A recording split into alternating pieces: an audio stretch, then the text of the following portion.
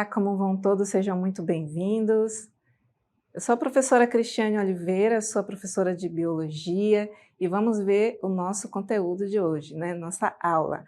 A nossa aula número 31 é a aula de revisão e avaliação. Vamos começar? Então, estamos de volta aí trazendo alguns pontos importantíssimos para relembrá-los de conceitos referentes ao desenvolvimento da espécie humana, né? Que a gente utilizou bastante como exemplo nas nossas aulas. A começar pelo primeiro conceito aí, na verdade não é um conceito, são características gerais da gravidez. Em resumo, a duração da gravidez humana normalmente gira em torno de 40 semanas, a partir do primeiro dia do último período menstrual até o nascimento do bebê. Para se ter um acompanhamento muito melhor, foi dividido esse período em 3 porções, em 3 partes aproximadamente iguais, né? A gravidez ela é geralmente dividida em trimestres, cada um com cerca de 3 meses de duração. Cerca de é aproximadamente, tá, gente? Não é exato, não. E o desenvolvimento fetal, né? O que acontece com ele? Durante a gravidez, o feto passa por estágios de desenvolvimento importantes, incluindo formação de órgãos, crescimento e maturação. Lembrando que na 12ª semana, o feto passa a se chamar tecnicamente de feto. Antes disso, ele ainda é um embrião, ele ainda está naquela fase inicial de desenvolvimento, de sucessivas divisões mitóticas e diferenciação de tecido. Outra estrutura muito importante que é desenvolvida durante a gravidez é a placenta. Eu começo falando dela sobre as suas funções essenciais, apontadas aí durante as nossas aulas. Fornecimento de nutrientes, através do cordão umbilical, que faz uma ligação, faz um elo entre a mãe e o feto. A partir também desse cordão ocorre a remoção de resíduos, lembrando que o feto ele tem uma atividade metabólica, assim como todas as células que formam um organismo, ele também vai gerar resíduos, e esses resíduos serão eliminados pelo cordão umbilical. A placenta também tem a função de proteção imunológica. Primeiro, porque o feto ele tecnicamente um corpo estranho à mãe. Então, a placenta ela vai ter primeiramente essa função aí de defesa do bebê, do feto, em relação ao corpo da mãe e também em relação a possíveis infecções que possam acontecer com a saúde materna. Outra função aí da placenta é a produção de hormônios. Sim, os hormônios que são gerados durante a gravidez para que se mantenha a gravidez e aqueles hormônios que também vão suscitar a produção de glândulas mamárias. Aliás, as glândulas já existem, a produção de leite nas glândulas mamárias.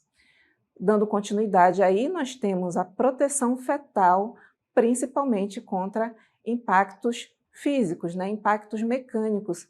Tem uma textura, nós temos, na verdade, muitas camadas que formam a placenta e ela tem uma textura esponjosa justamente para servir como proteção de impactos físicos, impactos mecânicos que possam vir a acontecer durante a gravidez.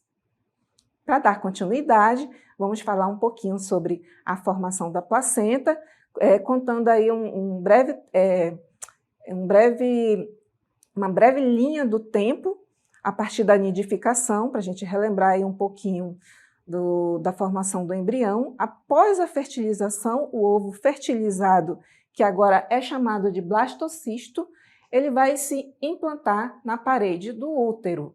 Até aí ainda não tem a placenta, em um processo conhecido como nidificação, que é justamente a primeira etapa aí da formação da placenta.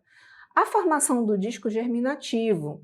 O blastocisto, esse blastocisto que foi formado na nidificação, vai se dividir em duas camadas principais de células. Uma delas é o embrioblasto, olha aí o nosso trava-línguas, nosso primeiro trava-línguas, que tornará-se o embrião, e o trofoblasto, que formará as membranas externas embrionárias e a placenta. Quem são essas membranas, né? Dando continuidade aí, nós temos a formação dessas membranas, que são chamadas, olha aí, mais um pouquinho de trava-línguas, citotrofoblasto e cicício-trofoblasto. Opa, sempre engatando aí. Então, o trofoblasto se diferencia em duas camadas, né? Essas duas que eu citei para vocês. A primeira se torna uma camada externa de células e a segunda se forma internamente. O cicício-trofoblasto é responsável pela invasão do útero e pela formação, finalmente, das microvilosidades, das vilosidades coroniônicas. Lembrando aí que o trofoblasto vai também, anteriormente citado, formar a placenta, a partir dessa estrutura aí, da camada mais externa.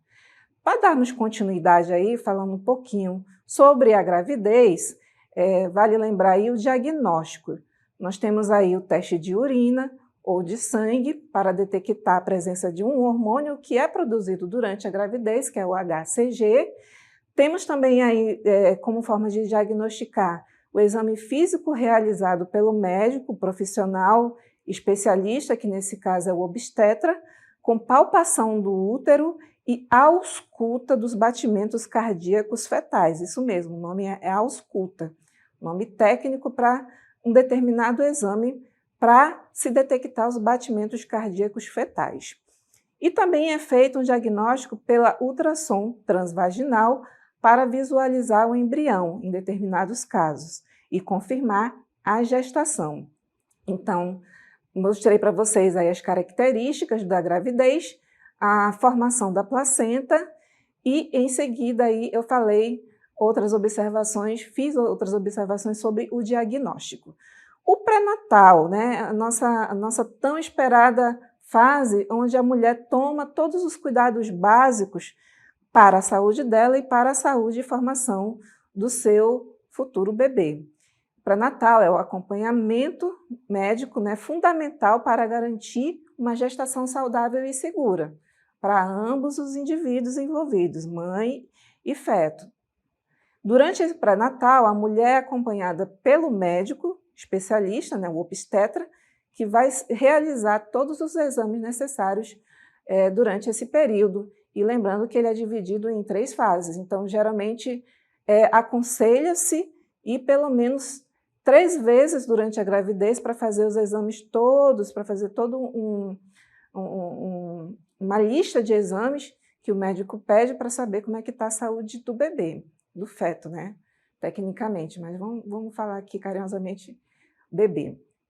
E é importante isso, né? Durante a gravidez, é essencial fazer a consulta pré-natal regulares para monitorar a saúde da mãe e do bebê. Lembrando aí que a mãe ela tem que ter um acompanhamento também de pares, de parentes, que possam dar o apoio, que possam dar o suporte também emocional, já que os hormônios que vão se intensificar durante a gestação também vão mudar um pouquinho as características de humor, sensibilidade e tudo que traz a gravidez nesse período. Então, um ponto de atenção importantíssimo quando se faz o acompanhamento durante o pré-natal é saber se o bebê está bem ou não, se ele está se desenvolvendo da forma correta ou se há a possibilidade de você diagnosticar, você, o médico, alguma doença, síndrome ou condição relacionada à formação fetal, que podem ser diagnosticadas durante, exatamente a partir do 2º trimestre. Aqui estão alguns exemplos que eu trago para vocês, as anomalias cromossômicas, que são deleções ou até soma de cromossomos inteiros ou fragmentos de cromossomos, vão indicar algumas síndromes, como a síndrome de Down, anomalias estruturais, né, que tem a fenda palatina, aí, que foi dada como exemplo para vocês, as doenças genéticas hereditárias, como fibrose cística, por exemplo, as infecções congênitas, trouxe como exemplo para vocês a toxoplasmose, e a exposições ambientais e teratógenos, que eu trouxe para vocês como exemplo aí, evitar o consumo de álcool e o fumo, para não ocorrer nenhum tipo de intempéries durante a formação do feto. Isso aí é uma recomendação médica. Para a gente dar continuidade aí aos nossos conceitos trazidos na revisão, eu trago para vocês o conceito de genótipo. Lembrando que é a constituição genética de um organismo. A partir daqui falamos um pouquinho sobre a genética dos indivíduos, especialmente aqui os exemplos, o indivíduo humano, o ser humano, e é um conjunto de genes que herda de seus pais. Esse é o genótipo, o conceito dele. Dando continuidade, os genes que estão dentro desse genótipo aí são as unidades de informação genética presentes nos cromossomos. Lembrando que os cromossomos espiralados, eles vão ter em sua estrutura o próprio DNA. Dando continuidade aí, cada gene que forma esse cromossomo, ele vai ser responsável por determinar uma ou mais características fenotípicas. E aí eu trago como conceito, falando de genótipo, a gente sempre lembra o fenótipo, né? O fenótipo ele vai ser a expressão física de um organismo, ou seja, as características observadas que o definem. Quem são elas? Né? Inclui aí aspectos como a cor da pele, dos olhos, altura, tipo sanguíneo, entre outras características observáveis. E é um resultado da interação entre o genótipo, que é a composição genética do indivíduo, e o ambiente em que ele vive. Então, tenha em mente aquela formulazinha, genótipo mais a influência do meio ambiente vai ser igual a fenótipo. Vamos dar continuidade a outro conceito importante que é o homozigoto. O homozigoto é um indivíduo que vai possuir 2 alelos iguais para um determinado gene. Ele é o próprio gene, só que ele vai ser um gene duplicado, um que vem da mãe e um que veio do pai. Pode ser um homozigoto dominante, o indivíduo com 2 alelos dominantes, e o homozigoto recessivo, o indivíduo com 2 alelos recessivos, que na genética, o alelo dominante ele é representado por uma letra maiúscula e o recessivo é representado por uma letra minúscula. E nós temos aí em contrapondo o conceito de homozigoto, o heterozigoto, que é o indivíduo que possui 2 alelos diferentes. Então, um alelo vai ser maiúsculo e o outro vai ser minúsculo. E um alelo maiúsculo vai ser o dominante e o alelo minúsculo vai ser o recessivo, geralmente. Para darmos continuidade à nossa revisão, nós temos aí falando sobre uma área muito importante da genética, que é a engenharia genética. Ela está dentro do campo da biologia especificamente, que envolve a manipulação dos genes de organismos vivos. E isso pode ser feito através de diversas técnicas, como inserção, deleção ou modificação de genes em um organismo, geralmente utilizando técnicas como a tecnologia do DNA recombinante, uma técnica muito importante que começou a surgir aí estudos mais avançados a partir da década de 70 e foi avançando. À medida que a tecnologia foi avançando, a biotecnologia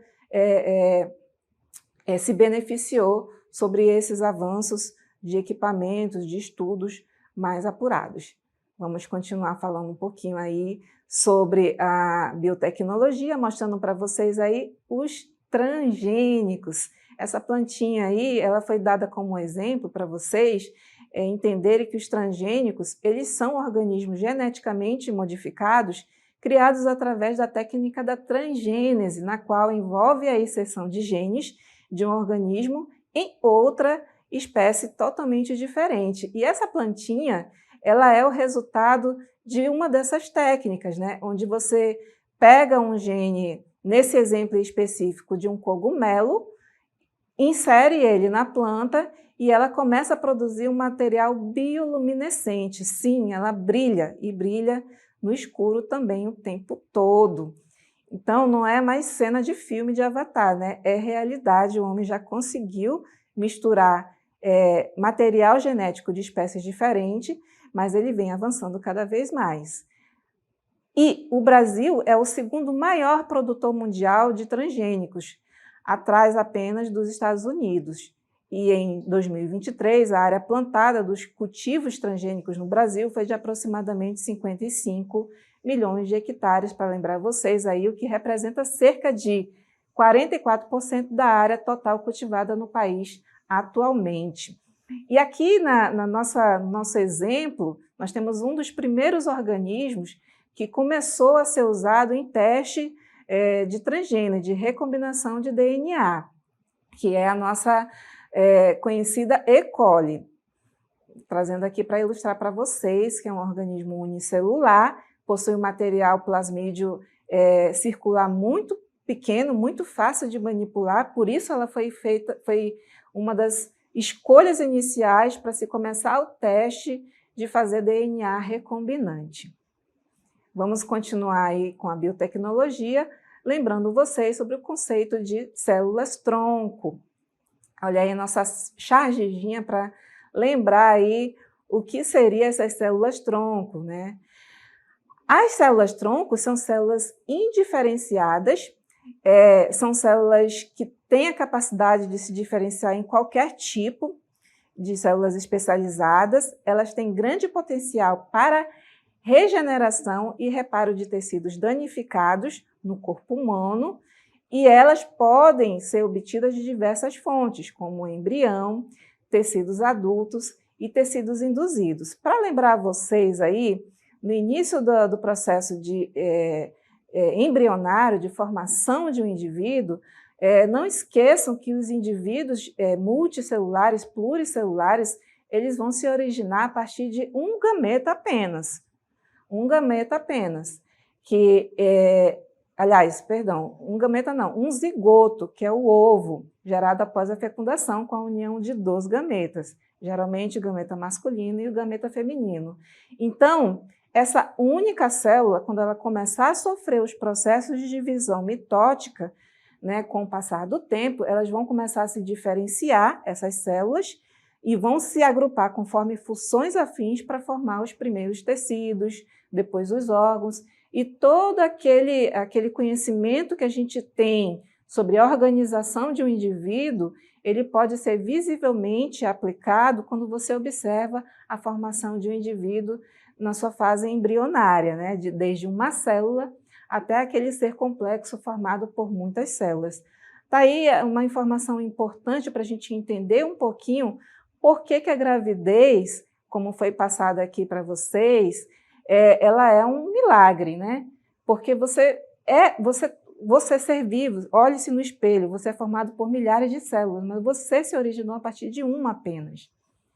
Então, olha só a carga genética, a importância de se entender a genética de um indivíduo para saber que informações ele está trazendo do pai e da mãe para depois ele ser transformado no indivíduo propriamente dito, né? E todas essas informações aqui, elas são relevantes para você entender um pouquinho do seu metabolismo e como você pode se beneficiar a partir dos processos de modificação dos indivíduos dentro da biotecnologia. Então, esses conceitos que foram trazidos, eles estão intimamente interligados. Eu espero que vocês tenham gostado da nossa revisão e até a próxima.